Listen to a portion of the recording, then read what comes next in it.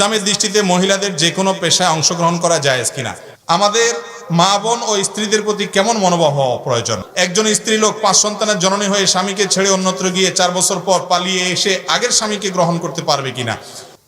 দিন প্রচারের নামে ইউটিউবে অশ্লীল বিজ্ঞাপনের মাধ্যমে টাকা উপার্জন করা বৈধ হবে কিনা? না হলে এদের ব্যাপারে শায়েখদের করণীয় কি? ধরছে এবার ক্যামেরাম্যানগুলোর প্রশ্নকারীরা। এরপরে প্রশ্ন হলো, আমাদের সমাজের কিছু লোক পরের সম্পদ ভোগ করে কিন্তু সেটি জেনেও চুপ থাকে, শরীয়তের আলোকে জায়েজ আছে কিনা? নানা আলেম নানান দিকে, আমরা যাব কোন দিকে? আপনার কাছ থেকে জানতে চাই। নামাজের পূর্বে নিয়ত নাওয়াইতুন পড়া যাবে কিনা? আমাদের গ্রামে প্রতি জুমা মসজিদে মিলাদ পড়ানো হয়, মিলাদ পড়লে কি গুনাহ হবে? টোকা টোকা সব এসব প্রশ্ন কত আনছেন আপনারা? মাজারে টাকা পয়সা দান করলে গুনাহ হবে কিনা? কিরে ভাই, সব এক ক্যাটাগরি প্রশ্ন দিয়ে আজকে। দুনিয়াবি সব কাজ দাঁড়িয়ে করে, কিন্তু মসজিদে সালাত আদায় করতে গেলে চেয়ারে বসে আদায় করে, সালাত হবে কিনা? কি নোয়াখালী মানুষ সব খোঁজেন না প্রশ্ন নিয়ে করে রে ভাই। আকীদা বেদাত ইমামের পিছনে সালাত আদায় করা যাবে কিনা? বিয়ের অনুষ্ঠান অথবা অন্য যে কোনো অনুষ্ঠানে গান বাজনা করা যাবে কিনা? বিয়েতে দেনমোহর বাকি রাখা যাবে কিনা? কোন ব্যক্তির জন্য তার কতটুকু সম্পদ আল্লাহর রাস্তায় ওয়াকফ করার অধিকার আছে? যদি কোনো বাবা ইসলামের নীতি অনুসরণ না করে অতিরিক্ত ওয়াকফ করে দেন, তাহলে সন্তানদের করণীয় কি? মহারণা দেওয়া কি? মহারণা আদায় না করে কেউ মারা গেলে তার শাস্তি হবে কিনা? অবশ্যই শাস্তি হবে। মহারণা দেওয়া এটা জরুরি, আবশ্যক, এটা স্ত্রীর হক, অধিকার। এরপরে প্রশ্ন হলো, কবরে মাটি দিতে কি দোয়া পড়তে হবে? ঘুষ দিয়ে চাকরি নেওয়া কতটুকু শরীয়ত সম্মত? দাড়িতে কলপ লাগানো কতটুকু শরীয়ত সম্মত? আমার আম্মা হাড়ে ক্যান্সারের কারণে অনেক দিন নামাজ পড়তে পারেন নাই, মারা যাওয়ার পর কিছু আলেম নামাজের কাফারা লাগবে না, অন্য আলেম বললেন লাগবে, এখন করণীয় কি? মাশাআল্লাহ, প্রথম প্রশ্নটা একবারে কমন পড়ে গেছে। 31st নাইট পালন করা যাবে কিনা? আহা ভাইরা আমার, 31st নাইট এটা উদযাপন কেন করা হয়? এটার পেছনের রহস্য কি? অন্য কোনো সময় তো এই বাজি, আতশবাজি, আপনার পটকা ফুটানো, বাজি ফুটানো, তারপরে আনন্দ ফুর্তি এগুলা করা যায়, কিন্তু এই টাইমে বিশেষভাবে করার রহস্যটা কি? ফজিলতটা কি? এটার ফজিলত হলো, অনেকে করে ফজিলত জানে না আসলে এটা কেন করে। মূলত এটা যারা করেন ওনাদের বিশ্বাসের একটা গোড়া আছে, গোড়া। সে গোড়াটা হলো, তারা মনে করে বছরের প্রথম দিনের প্রথম ক্ষণটাকে যদি উল্লাস করে, আনন্দ করে, মাতিয়ে রেখে, ফুর্তি করে কাটানো হয়, তাহলে সারা বছর নাকি হাসি খুশি থাকা যাবে। বুঝতে পারছেন কথা? বছরের প্রথম দিনের প্রথম সময়কে, প্রথম প্রহরকে, প্রথম মুহূর্তটাকে আনন্দ উৎসব করে কাটাইলে সারা বছর নাকি ভালো থাকা যাবে। এই বিশ্বাসটা মূলত আসছে কোত্থেকে জানেন? এই বিশ্বাসটা আসছে পেগানদের থেকে। পেগান প্রকৃতি পূজারী। প্রকৃতি পূজারী বুঝেন? রাতের পূজা করে, দিনের পূজা করে, সময়ের পূজা করে, বিভিন্ন সৃষ্টির পূজা করে। এই প্রকৃতি পূজারী এদের থেকে এসেছে। আমাদের দেশেও এক সময় ছিল, বৃষ্টি আসে না, বৃষ্টি আসে না, তো কি করে? কাদা গায়ে মাখে। কাদা গায়ে মাখলে কি হবে? বৃষ্টি আসে যাবে, মানে এই বৃষ্টি তোমার কাছে প্রার্থনা করি। আবার অনেকে বলে, এসো হে বৈশাখ, এসো এসো, বলে না? বৈশাখী কি কথা শুনে? কিন্তু তারপরেও ডাকে, আছে না নাই? শুধু ডাকানি। আবার বলে যে আমাদেরকে পবিত্র করে দিয়ে যাও বৈশাখ। বৈশাখে পবিত্র করতে পারে? এই কথাগুলো আবার এমন লোকেরা বলে যারা নিজেদেরকে দাবি করে বিজ্ঞান মনস্ক।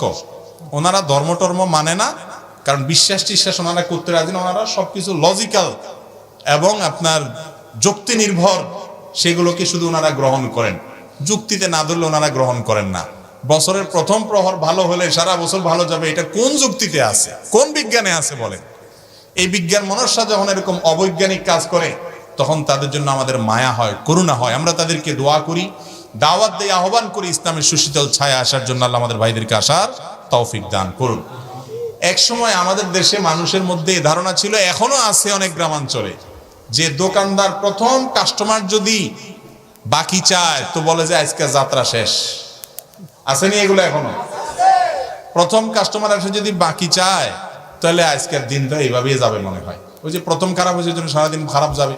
বাসার থেকে বাইর হওয়ার সময় ঝাড়ু দেখছে, হিসে হিসে, তো আজকে যেহেতু ঝাড়ু দেখছি প্রথমে, তাহলে কপালে আরো দিন ঝাড়ুই মনে হয় আছে।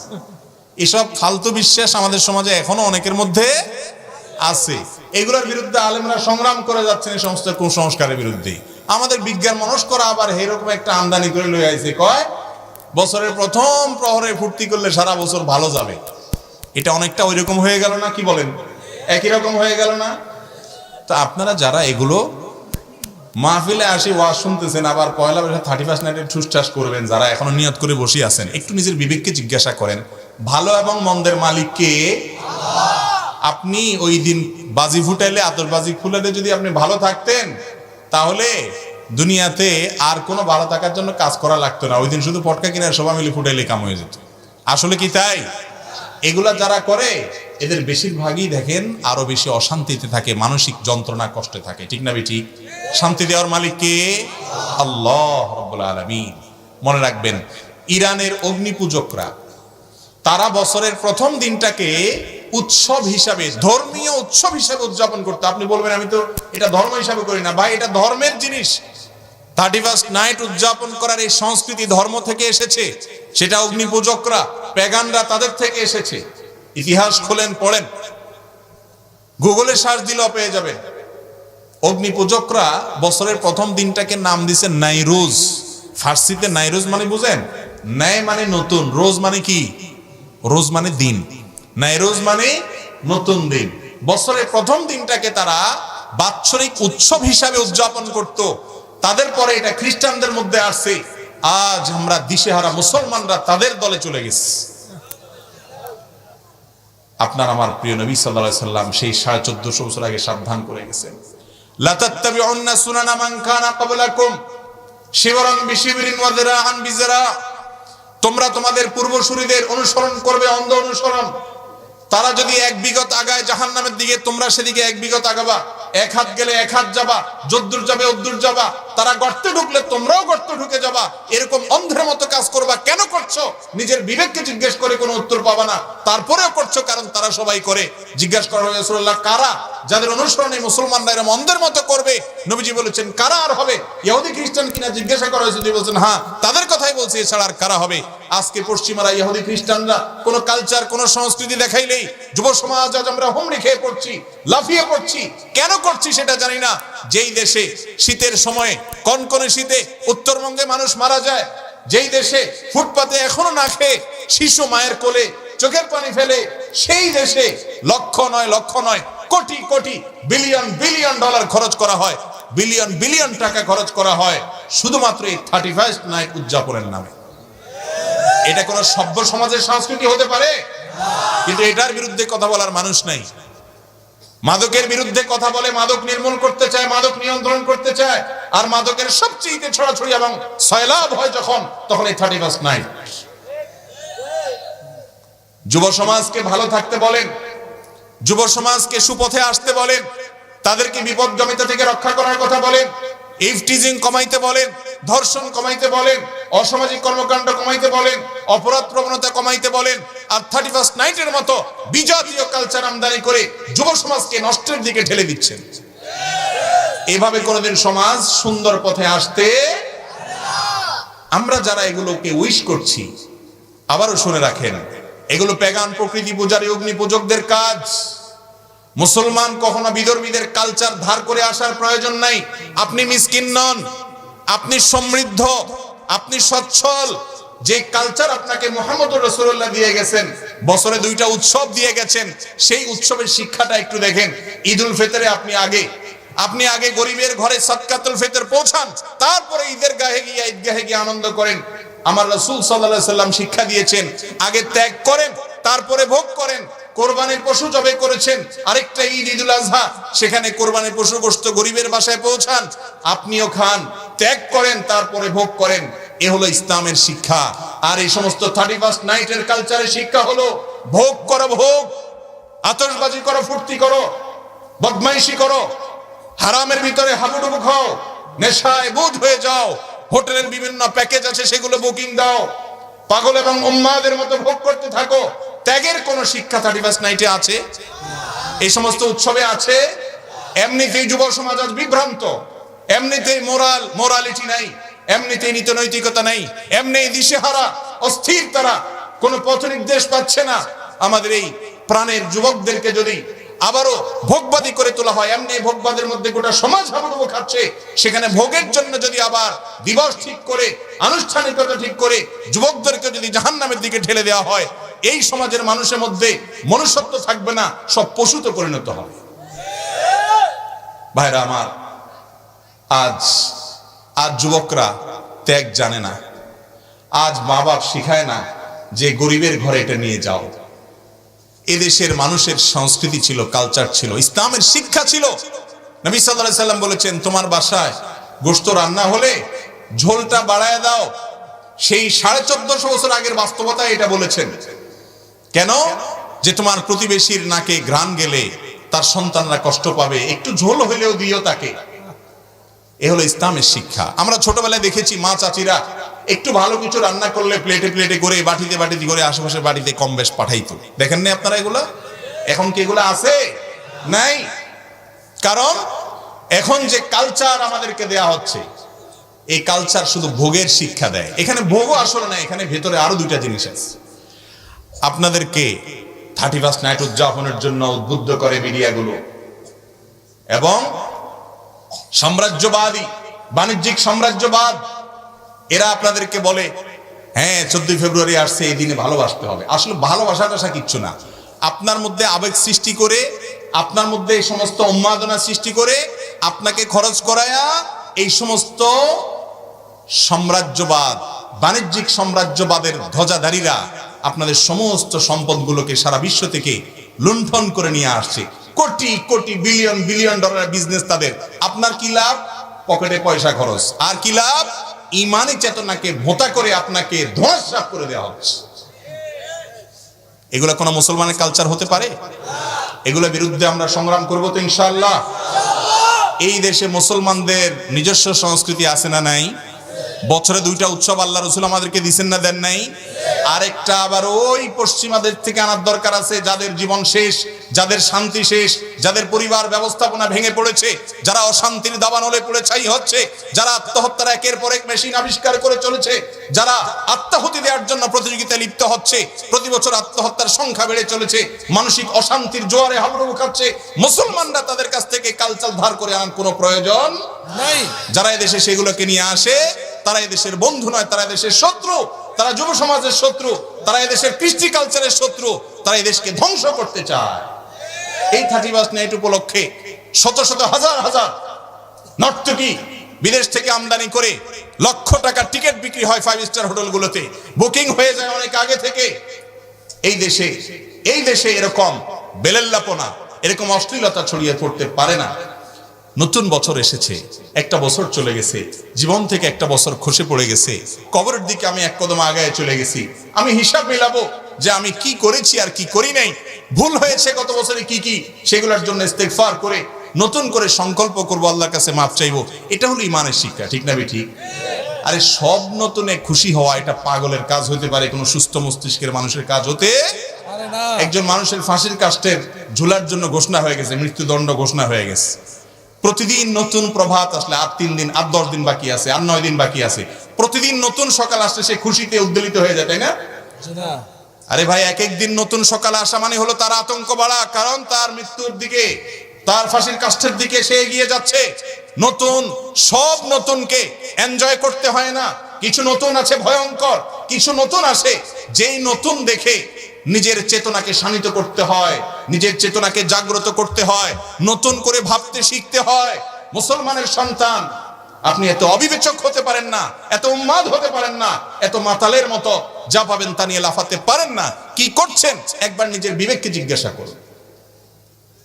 ভাইরা আমার, আমরা সবাই মৃত্যুর পরোয়ানা প্রাপ্ত, মানে মৃত্যু হবে ঘোষণা দেওয়া হয়ে গেছে, কুল্লু নাফসিন যায়কাতুল মউত। অতএব আমাদের এক একটা বছর যাচ্ছে মানে কবরের দিকে এক একটা কদম আগায় যাচ্ছে, এক একটা কদম আগায় যাচ্ছে।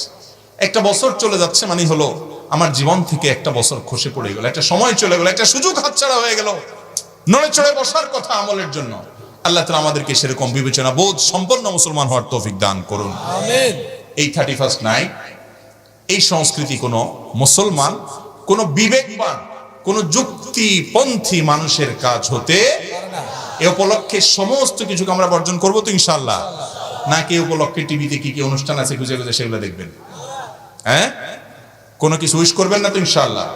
আল্লাহ তাআলা আমাদের ঈমান আমলকে হেফাজত রাখার তৌফিক দান করুন।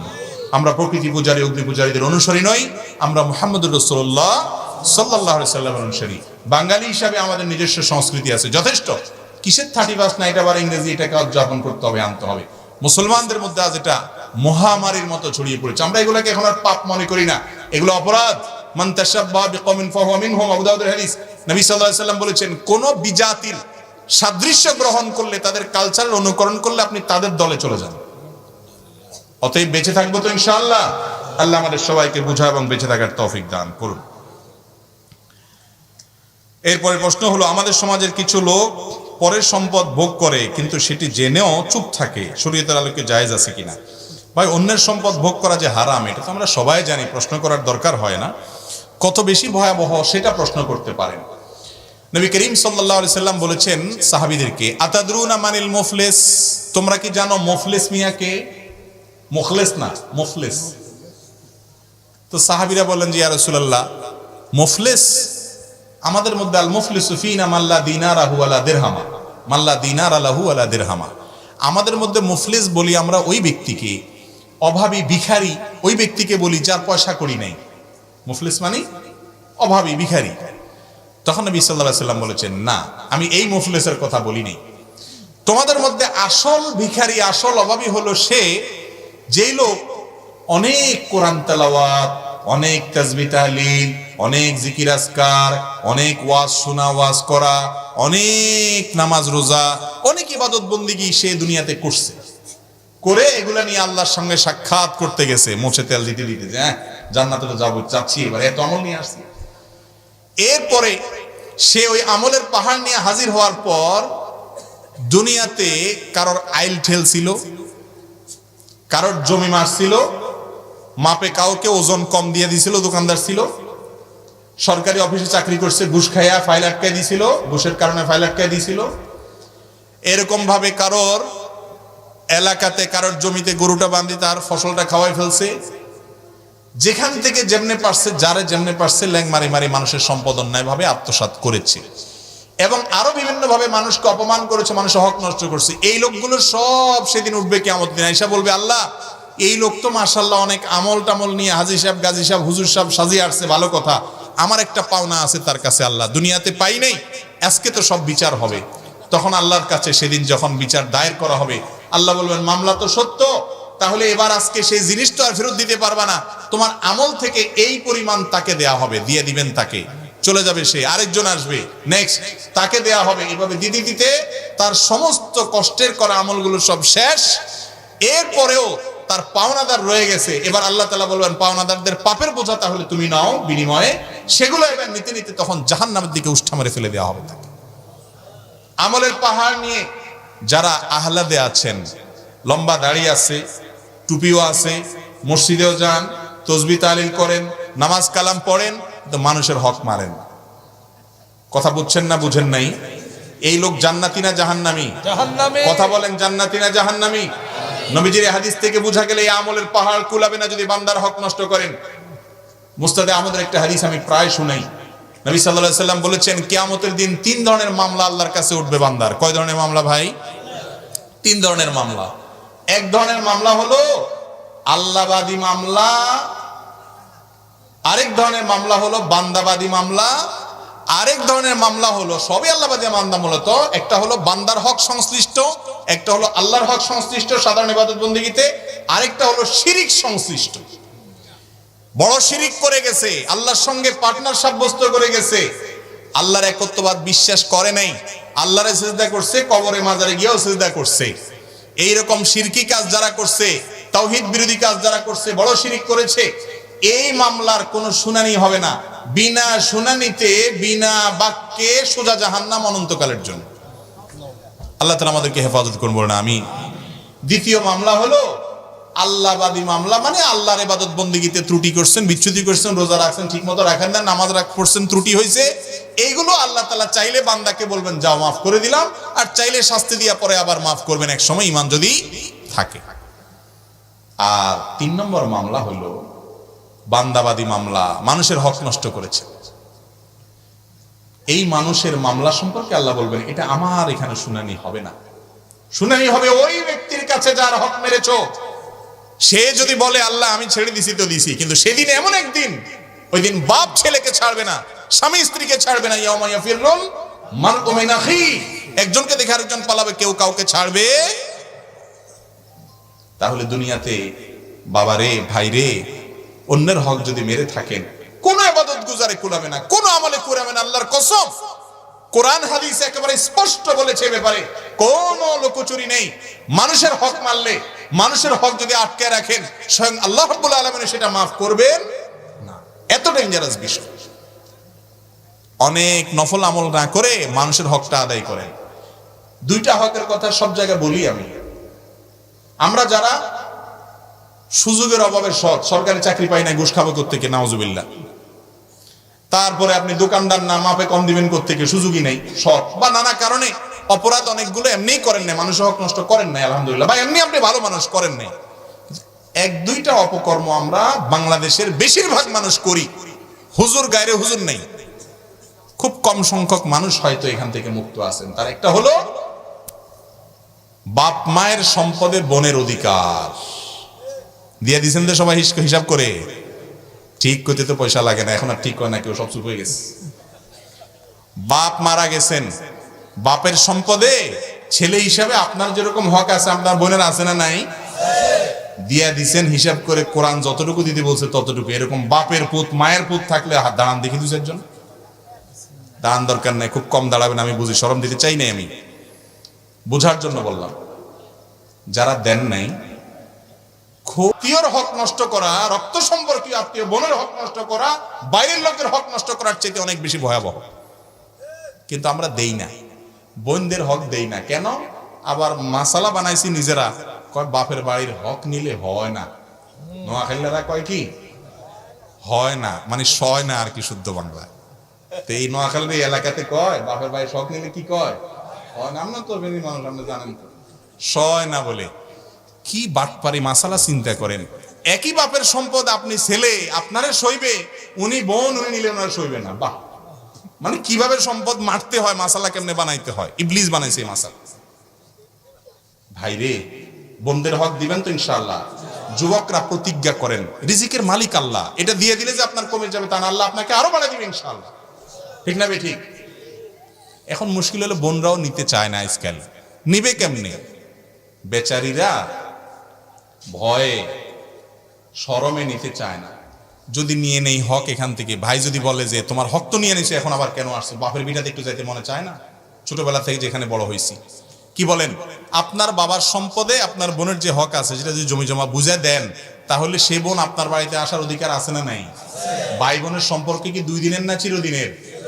অতএব রক্ত সম্পর্ক হিসাবে, তার বাপের ভিটা হিসাবে, ভাইয়ের বাড়ি হিসাবে সে আপনার মেহমান হওয়ার অধিকার আছে না নাই? কিন্তু আমরা আজকাল এমন স্বার্থপর হয়েছি, সম্পদ নিয়ে আনিছে তো চলে গেছো, আবার আসবা কেন? ঠিক না বে ঠিক? এই ভয়ে মহিলারা আসে না। আর অনেক মহিলারা বলে না ভাই দেয়া লাগবে না, আমরা খুশি আছি, এমনি খুশি আছি। আবার কিছু ভাই আছে এমন বাটপার, কিছু লামসাম দিয়া কয় এখন আল্লাহ তো তোমাদেরকে অনেক দিছে, তো তোমরা তো এদুর পাও, এদুর দিছি, তোমরা খুশি নি। বোন বেচারে নাখোশ হয়ে কই থাকবো? যদি বলেন আমি নাখোশ, কবো আরে বেটা বেয়াদব, তাহলে তার বাড়িতে আসে না কোনোদিন আমার। ঠিক না বে ঠিক? বেচারি বাধ্য হইয়া রাজি হয়। এগুলা সবগুলা হলো 2 নাম্বারই এবং হারাম খোরি। বেঁচে থাকবেন তো ইনশাআল্লাহ। মুরব্বীরা একটু ভালো করে শুনেন, পোলা একটারে সব লিখে দিছেন, আরেকটারে দেন নাই, বলে গেছেন আগে থেকেই মেয়েরা আছে অনেক, হাত দেয়া লাগবে না, হের যত থাকুক আল্লাহ তাআলা কোরআনে তার হক ঠিক করে দিয়েছেন এবং বলে দিয়েছেন ফরিদাতাম মিনাল্লাহ, এটা আল্লাহর নির্ধারণ। তোমার সম্পদে আল্লাহ এতটুকু অমুকের জন্য ততটুকু রেখেছে, তোমার কোনো এখতিয়ার নাই সেটাকে পরিবর্তন করার, বাপেরও ক্ষমতা নাই তার নিজের সম্পদে এক সন্তানকে দেওয়ার আরেক সন্তানকে না দেওয়ার। কথা কি বুঝছেন না বুঝেন নাই? ইমরান ইবনে হুসাইন রাদিয়াল্লাহু তাআলা আনহু এক ছেলেকে কিছু হাদিয়া দিয়ে আসছে। আয়েশা বলে ইয়া রাসূলুল্লাহ ছেলেকে দিয়ে আসছে, নবীজি বলছেন অন্যগুলোরে দিছো? বলে দেই নাই। বলে যে সবগুলোকে দিয়ে আসো। ওয়াত্তাকুল্লাহ আ'দিলু বাইনা আওলাদিকুম, আল্লাহকে ভয় করো সন্তানদের দানের ক্ষেত্রে। আল্লাহ যা বলেছেন এটাকে ঠিক রাখো, ইনসাফ করো। কিন্তু এই একটা জায়গায় আমরা একই হাম্মাম মে সারে নাঙ্গে, সব উলট পালট। ঠিক না বে ঠিক? তওবা করতে পারি কিনা আজকের মজলিস ইনশাআল্লাহ? এই দেশে জমি জমার যে হিসাব নিকাশ আছে, আমাকে একজন এক্সপার্ট এ সম্পর্কে উনি বলেছেন যে ভাই আপনি কি জানেন বাংলাদেশে মোট জমি ল্যান্ডের মালিকানা মেয়েদের কত পার্সেন্ট? ভদ্রলোক একটা পার্সেন্টেজ বলেছেন, আমি ভুলে গেছি, সেটা এত কম উল্লেখ করার মতো না। আমরা শতকরা 25%ও না, আরো অনেক কম। জমির মালিক, সব জমির দলিলের মালিক পুরুষরা। ব্যাপার কি? শরীয়ত সব জায়গায় ছেলের পাশাপাশি মেয়ের হক রাখছে না, রাখে নাই? কিন্তু আমরা দেই না। এই যে বান্দার হক নষ্ট করা, এগুলো জঘন্য অপরাধ। আমরা যারা ইবাদত বন্দেগী করতেছি, এটা ভালো কথা করেন, আমি নিরুৎসাহ করছি না, কিন্তু এর পাশাপাশি বান্দার হকের ব্যাপারে সাবধান আরো বেশি থাকেন, তাহলে ইনশাআল্লাহ আখিরাতে শেষ সাথী হাসতে পারবেন। চেষ্টা করবো তো ইনশাআল্লাহ। দাড়ি রাখলেন, টুপি রাখলেন, আর দোকানে যাইয়া বাকির খাতায় 10 টাকা জায়গা 20 টাকা লিখলেন, আর এরকম ভাবে মসুর ডাল ইন্ডিয়ানটা, দেশিটা, চাইনিজটা মিলায় ওইটার দেশি ডাল বানায় বেচলেন। জায়েজ হবে না গুনাহ হবে? মানুষের লেনদেনটা মেইন। আমার আজকে আলোচনা বিষয় ছিল উদখুলু ফি সিলমিল কাফা। এখানে আসছে আর আপনার ওয়াজ হলো কি ঐক্য আর কি আলেমদের হুজুরদের। তো আমার মূল বিষয় আমি হারাই গেছি। আমার দোলা ছিল সেটা, ইনশাআল্লাহ পরবর্তীতে বলবো।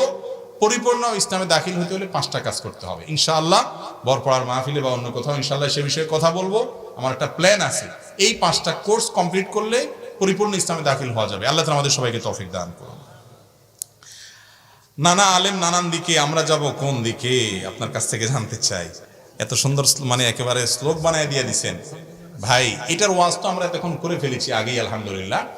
আমরা ওলামা একরাম আমাদেরকে কোরআন হাদিস অনুযায়ী গাইডলাইন করেন, আমরা সেটা অনুসরণ করব। আলেমদের মত ভিন্ন থাকতে পারে, যদি কোরআন হাদিসের অনুসরণ করেন আলেম এবং কোরআন হাদিস আপনাকে দেখান বা ওইটার দিকে পথ নির্দেশ করেন, আপনি তার সাথে চলতে পারেন। আপনি দেখবেন তিনি কোরআন হাদিসের দিকে ডাকে নাকি তার প্রবৃত্তি, তার মনে যা চায় সেটার দিকে ডাকে।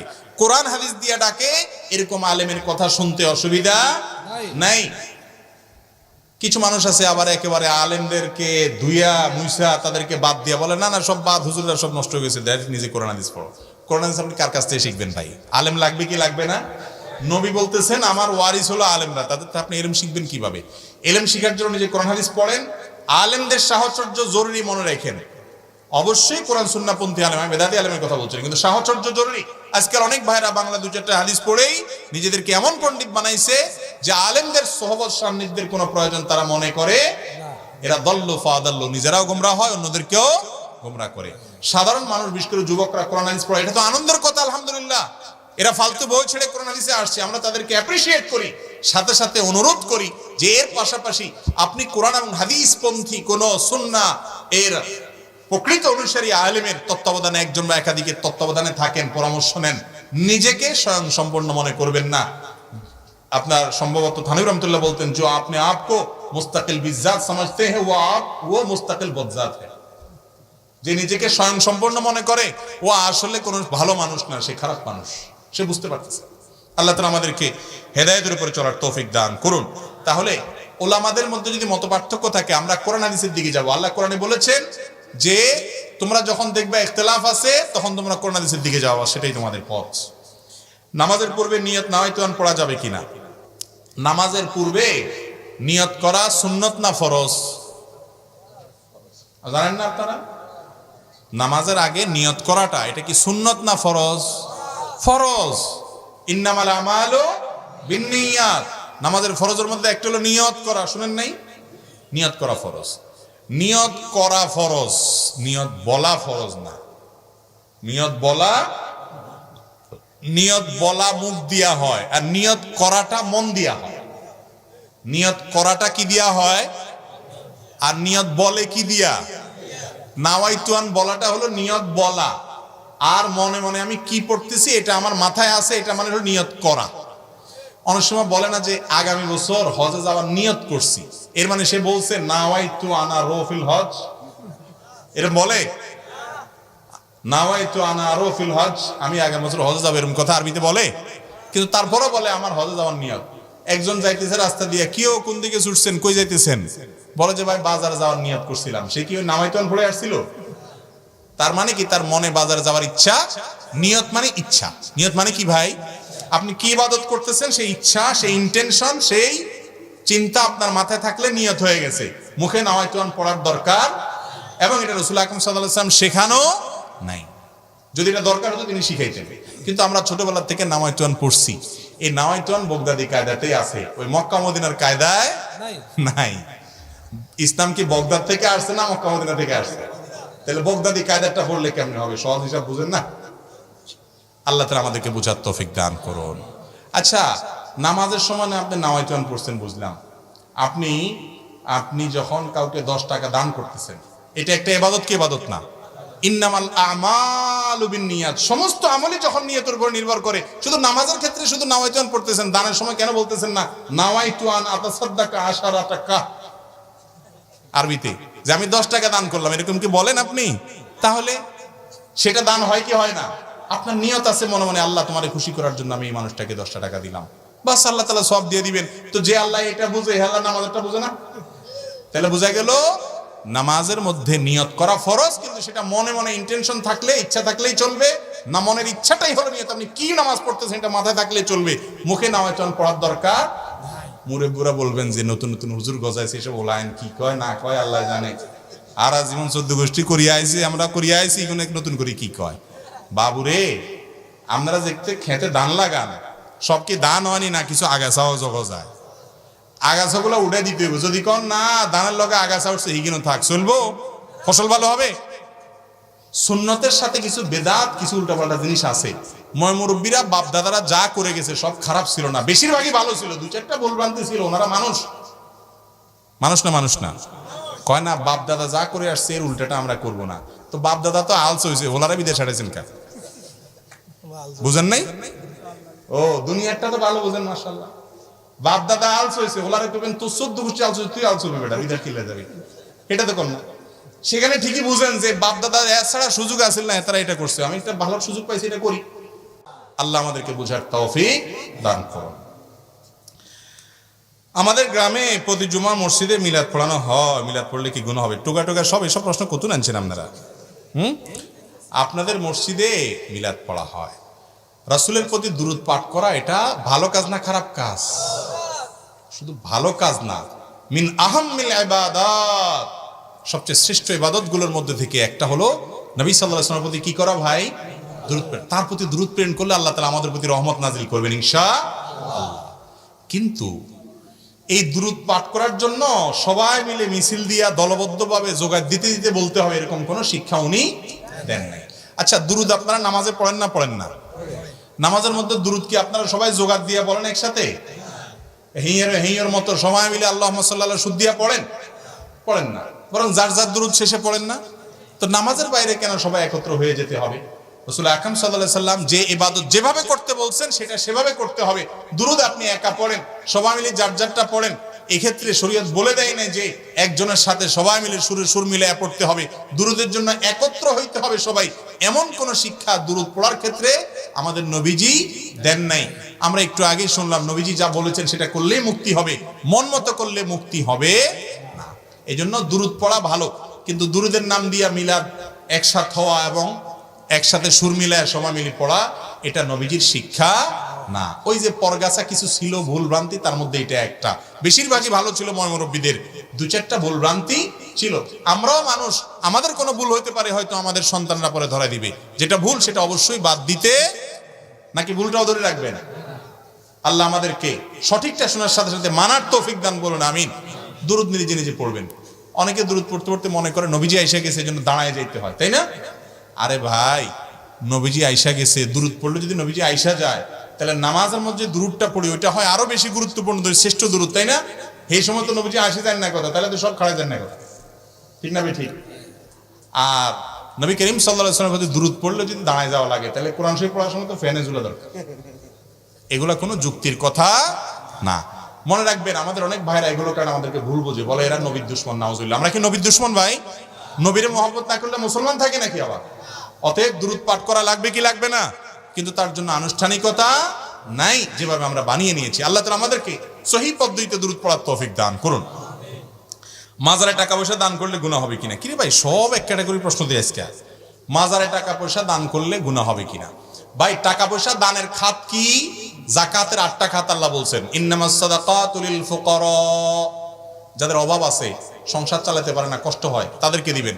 ওয়াল মাসাকিন, মিসকিনদেরকে দিবেন। ওয়াল আমিলিনা আলাইহা, যারা যাকাত কালেকশনে কাজ করে তাদেরকে দিবেন। ওয়াল মুআল্লাফাতি কুলুবুহুম, একটা মানুষ নামাজ পড়ে না বা ভিন্ন ধর্মের আছে, তাকে কিছু পয়সা দিলে, হাদিয়া দিলে সে দিনের দিকে আসবে, তখন সে উদ্দেশ্যে দেন। দানের খাত বলতেছে আল্লাহ তাআলা। অফির রিকাব, কোন মানুষ দাস আছে তাকে টাকা দিয়া মুক্ত করে দেন। ওয়াফি সাবিলিল্লাহ, আল্লাহর রাস্তায় দান করেন, জিহাদে দান করেন বা আল্লাহর রাস্তায় দান করেন। এই যে মুসাফিরদের দান করেন, 8টা খাত আল্লাহ তাআলা বলেছেন, এগুলো হলো দানের খাত। এর মধ্যে মাজার নামক কোনো খাতের কথা কিন্তু, আমার কথা বিশ্বাস না হলে আপনি কোরআন খুলে মিলাই দেখেন। কি হুজুর আছে? ইন্নামাস সাদাকাতু লিল ফুকারা ওয়াল মাসাকিন ওয়াল আমিলিনা আলাইহা ওয়াল মুআল্লাফাতি কুলুবুহুম, এরপরে ওয়াফির রিকাব ওয়াল গারিমিন, যারা ঋণগ্রস্ত তাদেরকে, তারপর ওয়াফি, আগ পাস হয়ে গেছে, হাফেজ নাই কেউ, রিকাব এবং আমিলিন আলাইহা এবং ইবনুস সাবিল বা মুসাফির, এই মানুষগুলোকে আল্লাহ তাআলা যাকাত এবং দান করতে বলেছেন। এই 8 খাতের মধ্যে মাজার আসেনি? বাংলা কোরআন শরীফ খুলে দেখেন নাই, তাহলে বোঝা গেল মাজার এটা দানের কোনো জায়গা।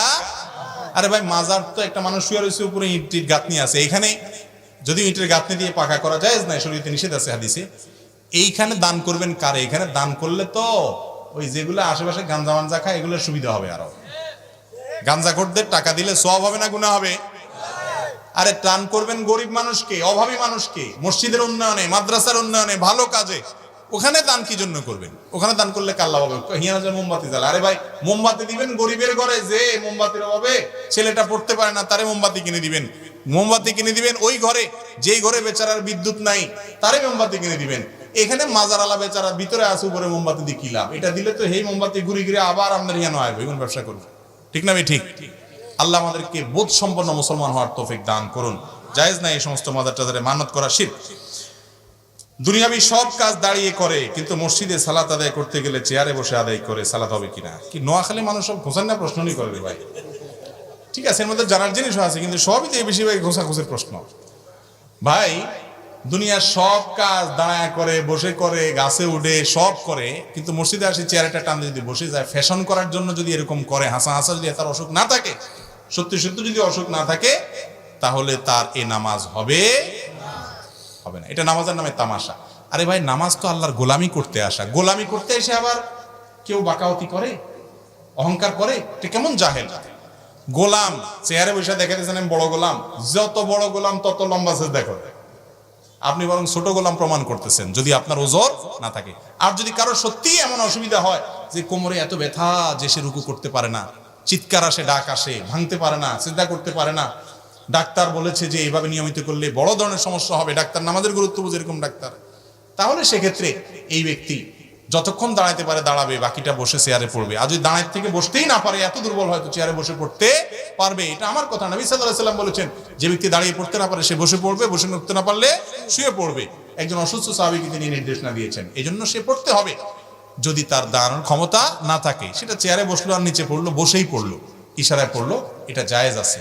কিন্তু একটু কোমর ব্যথা, আজকে শরীরটা ভালো লাগে না, একটু কষ্ট মনে হচ্ছে, আইসা চেয়ার টান দিয়া একটু বৈশা ভাব ধরে নামাজ শুরু করলাম, এই নামাজ হবে না, খবরদার। বাম পাশে আল্লাহ, ডান পাশে মোহাম্মদ লেখা যাবে কিনা, এতে বড় কোনো অসুবিধা হয়ে যাবে, শিরিক হয়ে যাবে, কাফের হয়ে যাবেন, এরকম না। এটাকে নিয়ে যত বড় করে আমরা দেখার ব্যাপারটা সেরকম না, বুঝতে হবে সমস্যাটা কোথায় আর সুবিধাটা কোথায়। আল্লাহ আমাদের ইমানের একটা পার্ট, তাওহীদের একটা পার্ট, আর মুহাম্মদ সাল্লাল্লাহু আলাইহি সাল্লাম রিসালাতের প্রতি ইমানের একটা পার্ট। এই হিসেবে যদি ইন্ডিকেট করে কেউ বুঝায়, লেখে যে আশহাদু আল্লা ইলাহা ইল্লাল্লাহ আশহাদু মুহাম্মাদুর রাসূলুল্লাহ কালিমা শাহাদাতের দুইটা পার্টের খোলাসা, তাহলে এটা লিখতে পারে ওই উদ্দেশ্যে, ওই চিন্তা থেকে লিখলে। কিন্তু আল্লাহ এর পাশাপাশি রাসূল আকরাম সাল্লাল্লাহু আলাইহি সাল্লামের নামকে যদি এমন ভাবে উল্লেখ করা হয় যেন আল্লাহ এবং রাসূল নাউজুবিল্লাহ দুইজন মিলে এক সত্তা, কাছাকাছি সত্তা, একজন আরেকজনের পরিপূরক, বা এই টাইপের, আল্লাহ মাফ করুক, যদি মনে করে কেউ লেখে, ওই চিন্তা লিখলে সেই লেখা জায়েজ হবে না। এক ব্যক্তি বক্তৃতা দিতে গিয়ে আল্লাহ এবং রাসূলের নাম এমন ভাবে বলছে যে আল্লাহ মালিক, সৃষ্টি, আর রাসূল সাল্লাল্লাহু আলাইহি ওয়াসাল্লাম তার গোলাম, স্রষ্টা, এরকম পার্থক্য হয় নাই। নবী সাল্লাল্লাহু আলাইহি ওয়াসাল্লাম বলেছেন, বিসাল খাতিব ওয়া আনতা, তুমি খুব বাজে বক্তা, তোমার বক্তৃতা তুমি আমার নামকে আল্লাহর নামের সাথে এইভাবে মিশিয়ে ফেলেছো। এখান থেকে বুঝতে হবে মূল জিনিসটা কোথায়, মূল সমস্যাটা কোথায়। সমস্যা হলো আমাদের দেশে অনেক শিরকি গান আছে, আপনারা জানেন যে শিরকি গানগুলো আমাদের অনেক ভাইয়েরা যারা মাজার পূজা টুজা করেন, বড় শিরকে লিপ্ত আছেন, ভুলে আছেন, ওনারা অনেকে বলেন যে আল্লাহ সেই মোহাম্মদ আপনার আহমদের কি জানি আহাদ আর আহমদ, শুধু মিমের বেশ কম, জিনিস একই, যে আল্লাহ সে মোহাম্মদের রূপ ধরে আসছে, এরকম গান আছে না নাই অনেক মারেফতি বা ভণ্ড ফকিরদের? ওই রকম চিন্তা থেকে যদি আল্লাহ মোহাম্মদ পাশাপাশি লেখে এবং এক বোঝানো হয়, তাহলে এটা ভুল। যেহেতু এরকম চিন্তাধারা আমাদের সমাজে আছে কিছু মানুষের মধ্যে, এই জন্য এই ধরনের লেখাজোকার মধ্যে সেই দিকে মন যেতে পারে, বা মানুষ চিন্তা করে এরকম হলে এটা অ্যাভয়েড করা উচিত। আদারওয়াইজ এমনিতে আপনার কালিমায়ে শাহাদাতের অংশ হিসাবে লিখলে অসুবিধা নাই। আর আপনি সংক্ষেপ লিখবেন কেন? গোটা কালিমায়ে শাহাদাতটা লিখে ফেলান, সবচেয়ে ঝামেলা মুক্ত, সেটাই হলো উত্তম, এবং ওইটাই করবেন। কথা কি বুঝাতে পারছি? আকীদায়ে বেদাত ইমামের পিছনে সালাত আদায় করা যাবে কিনা? যে ইমামের আকীদায়ে বেদাত আছে, বেদাতটা যদি এত চরম প্রকারের বেদাত হয় যার ফলে সে কাফের হয়ে গেছে, সে গায়রুল্লাহর প্রতি ঈমান আনে, শিরকে আকবর করে, তাহলে তার পিছনে নামাজ পড়লে নামাজ হবে না। আর যদি শুধু বেদাত করে, ধরেন আপনার এমন কিছু কাজ করে, ধরেন আপনার মিলাদ পড়ে, এটাকে সুন্নাত মনে করে, মিলাদ পড়াটাকে কোরআন হাদিসের নির্দেশ মনে করে, বা বেদাতে লিপ্ত, সাধারণ বেদাতে লিপ্ত, যেটা কাফের হওয়া পর্যন্ত যায় না, সেই রকম বেদাত হলে তার পিছনে নামাজ পড়া যাবে। যদি বিকল্প ভালো কোনো মসজিদ না থাকে আশেপাশে, তার পিছনে আসলে নামাজ হয়ে যাবে। এরকম অজুহাত দিয়ে একা একই নামাজ পড়া যাবে না, অবশ্যই জামাতের সাথে পড়তে হবে। বিয়ের অনুষ্ঠান অথবা অন্য যে কোনো অনুষ্ঠানে গান বাজনা করা যাবে কিনা? গান এবং বাজনা সূরা লোকমান আয়াত নম্বর 6 এর তাফসীর অনুযায়ী হারাম। আব্দুল্লাহ ইবনে আব্বাস রাদিয়াল্লাহু তাআলা সহ বিশ্ববিখ্যাত মুফাসসিরগণ এই আয়াতের লাহু ওয়াল হাদিসের তরজমায় গান বাদ্যযন্ত্রের কথা বলেছেন। নবী সাল্লাল্লাহু আলাইহি সাল্লাম বলেছেন,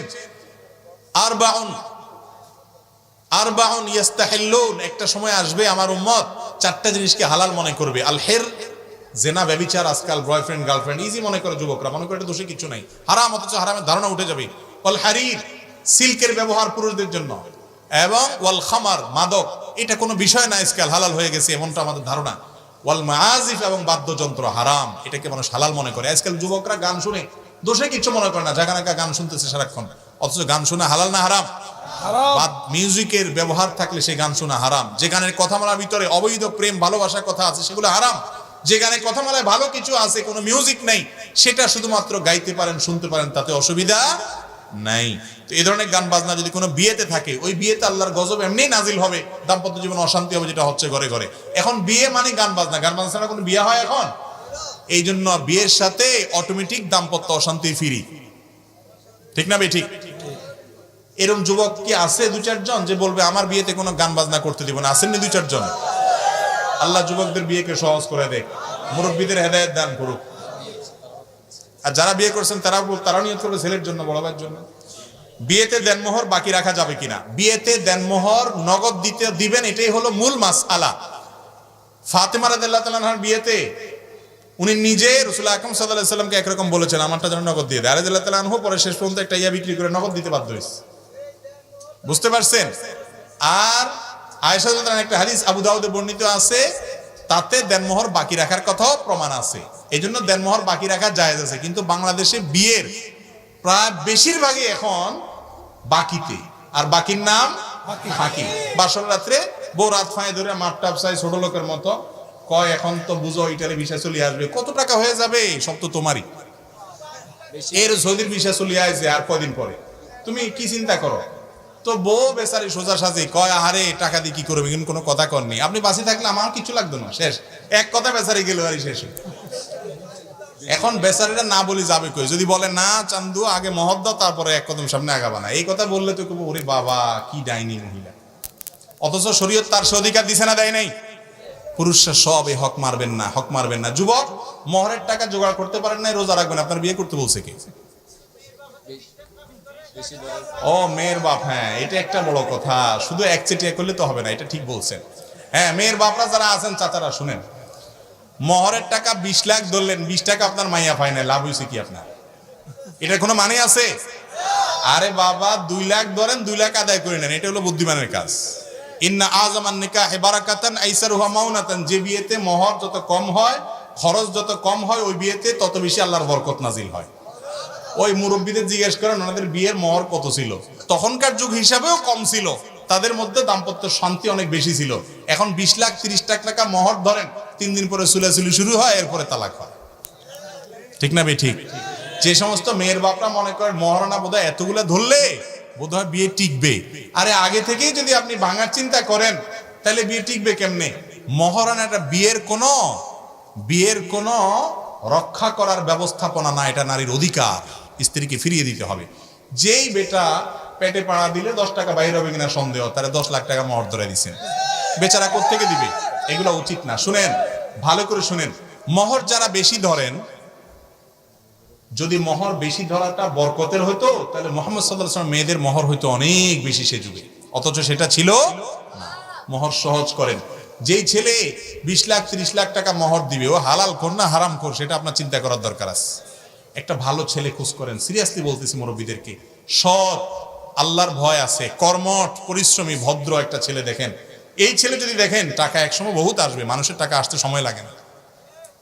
আমি যখন বিয়ে করেছি সামান্য কয় টাকা মহর দিয়েছি এবং অনেক কষ্ট ছিল।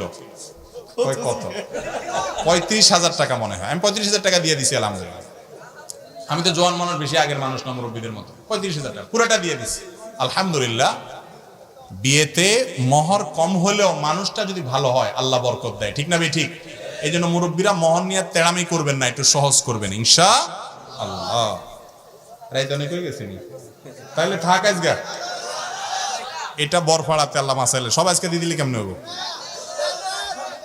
জেনা কি? জেনা তো হারাম। জেনা জিনা বলেন, জেনা। আরে কি এক মুসিবত। আচ্ছা, একটু সংক্ষেপে দিয়ে দেখি, আমাদের গ্রামের বিয়ের অনুষ্ঠানে গান বাজনা করা যাবে কিনা? এটা বলেছি এর আগে উত্তরে। ইসলামের দৃষ্টিতে মহিলাদের যে কোনো পেশায় অংশগ্রহণ করা জায়েজ কিনা? মহিলাদেরকে আল্লাহ রাব্বুল আলামিন ভেতর নিয়ন্ত্রণের জন্য বলেছেন, ছেলেদেরকে বাহির নিয়ন্ত্রণের জন্য বলেছেন। আল্লাহ তাআলা ভাগ করে দিয়েছেন এবং শরীরটা এমন ভাবে তৈরি করে দিয়েছেন তার জন্য বাসাটা উপযোগী। বাচ্চার দুধ আল্লাহ তাআলা তার শরীরে রেখেছেন এবং মাসিক অসুস্থতা আল্লাহ তাআলা তাকে দিয়েছেন। আবার কিছু সুবিধা এবং মানসিকতা তার মধ্যে আল্লাহ দিয়ে দিয়েছেন, ফিতরত, সৃষ্টিগত স্বভাব দিয়েছেন, এগুলো বাসার জন্য উপযোগী। এখন আজকের দুনিয়া বলতেছে না না, ঘরেতে বাইর করে ফেলো মহিলাদেরকে। বাহির করার পর একটা লজিক আপনারা অনেকে হয়তো আগে শুনছেন, ভাই মহিলারা বাহিরে যারা চাকরি করে তাদেরকে দিয়ে খাটান, আপনারা বাসায় এসে আবার ভাতও রান্না করে, বাচ্চাটা গর্ভে ধারণ করে, দুধ দান করে।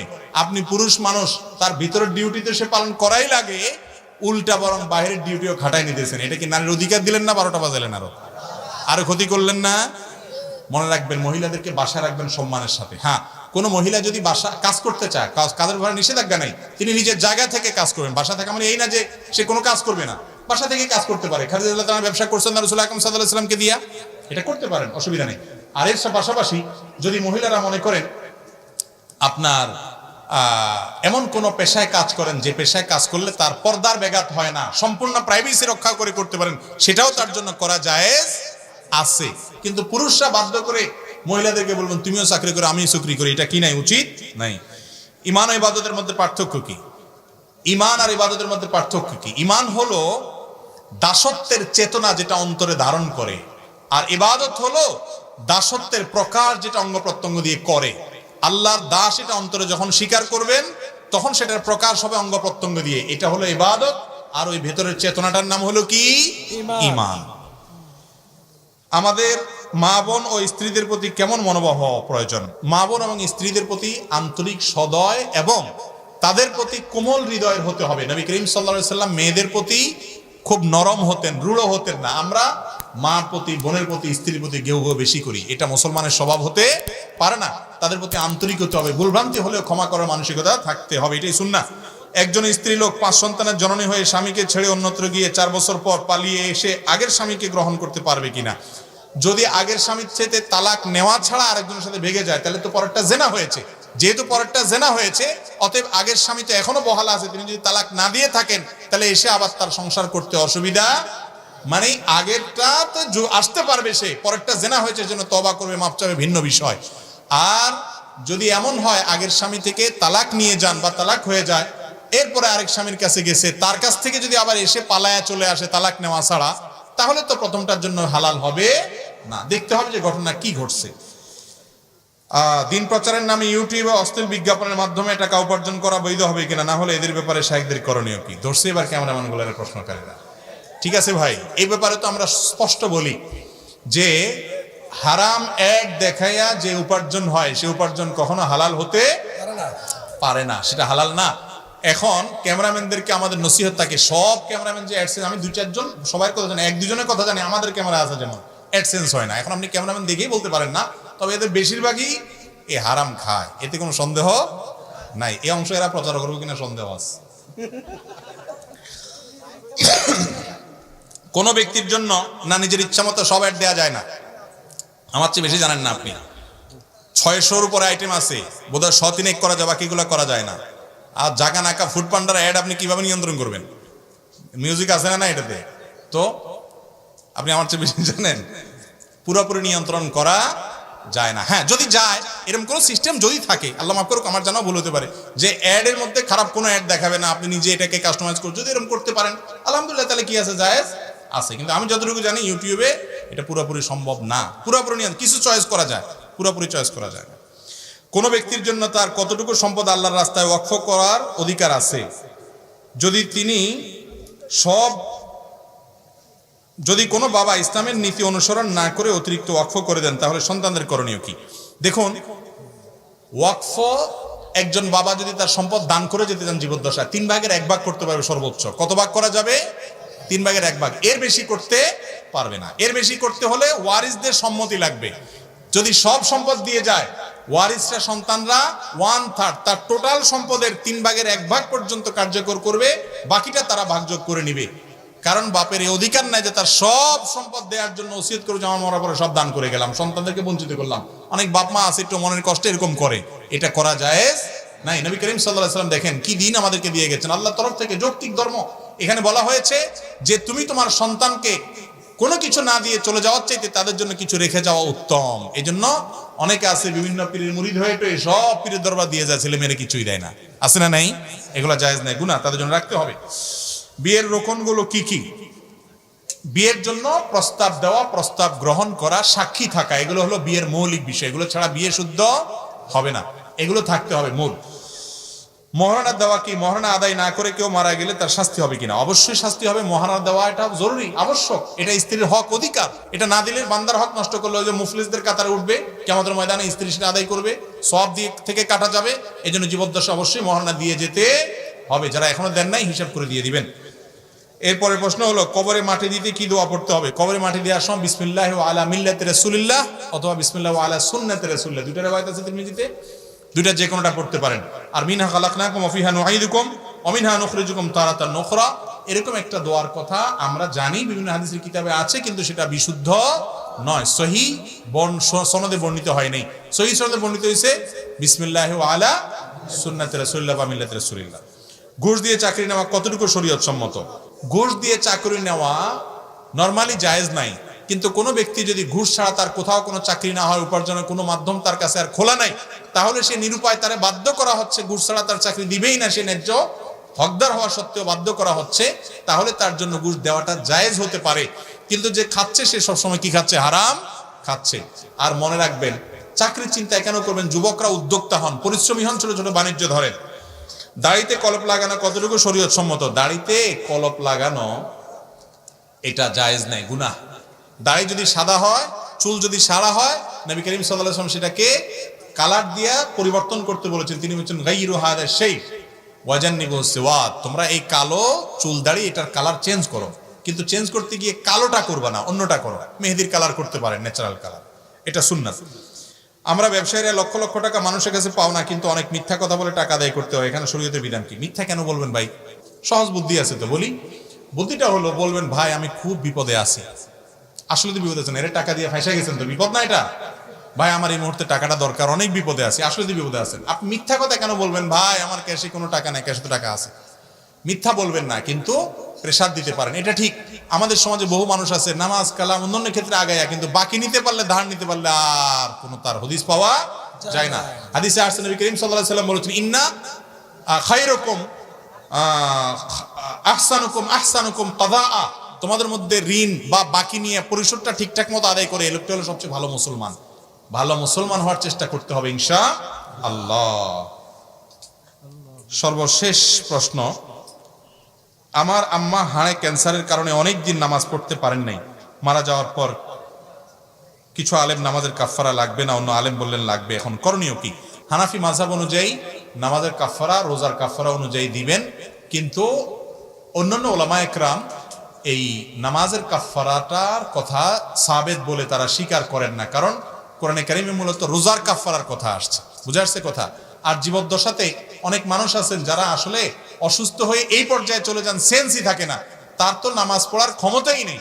তার যদি কোনো সেন্স না থাকে, ওই অবস্থা মারা যায়, তাহলে তার নামাজের জন্য কোনো জবাব দিয়ে আল্লাহর কাছে করতে হবে না। আল্লাহ তাআলা আমাদেরকে কোরআন এবং হাদিস যা শুনলাম সেগুলো অনুযায়ী আমল করার তৌফিক দান করুন।